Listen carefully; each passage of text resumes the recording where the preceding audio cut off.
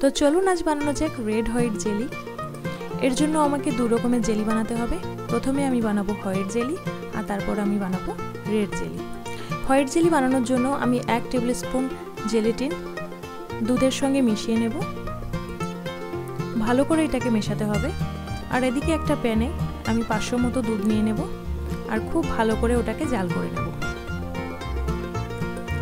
দুধটা খুব ভালো করে জাল হয়ে গেলে ওর সঙ্গে আমি মেশাবো একটা এলাচ, সামান্য চিনি, তারপর মেশাবো জেলেটিন। জেলেটিনটা দেওয়ার পরেই খুব ভালোভাবে এটাকে নাড়তে হবে, না হলে এটা দলা পাকিয়ে যাবে। দুধটা যখন একটু গাঢ় হয়ে আসবে তখন আমি একটা বাটিতে নামিয়ে নেব।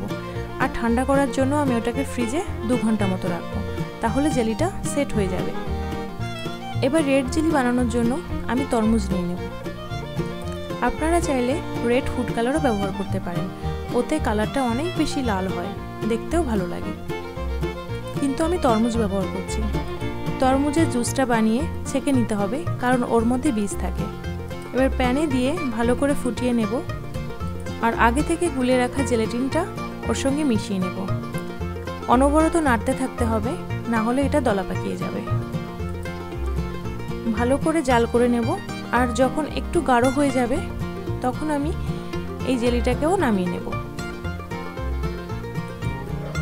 দেখুন আমার এটা ভালো করে জাল হয়ে গেছে। এদিকে ফ্রিজে রাখা হোয়াইট জেলিটাকে নিয়ে আসব আর এটা আলতো হাতে বাটির গায়ে লেগে থাকা জেলিটা সরিয়ে নেব, যাতে করে আমি যখন লাল রঙের জেলিটা দেব ভিতরের দিকে যাতে আস্তে আস্তে ঢুকে যায়। এবার আমি লাল জেলিটা আস্তে আস্তে এই বাটিতে ঢেলে দেব, যাতে ডিরেক্টলি বাটিতে না পড়ে। তার জন্য আমি একটা চামচ ব্যবহার করছি। প্রথমে চামচের উপরে ঢালবো, তারপর আস্তে আস্তে বাটির মধ্যে ঢেলে দেব। এবার আমি এটাকে আবার ফ্রিজে রেখে দেবো 3 ঘন্টার জন্য। চলুন এবার ফাইনাল রেজাল্ট দেখার পালা। দেখুন জেলিটা কি সুন্দর হয়েছে।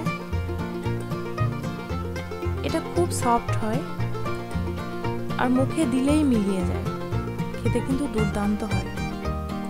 আপনারা অনলাইনে জেলেটিন পাউডারটা পেয়ে যাবেন। জেলেটিন পাউডারটা কিনে একবার কিন্তু বাড়িতে ট্রাই করে দেখতে পারেন, খেতে কিন্তু খুব ভালো হয়। Thanks for watching.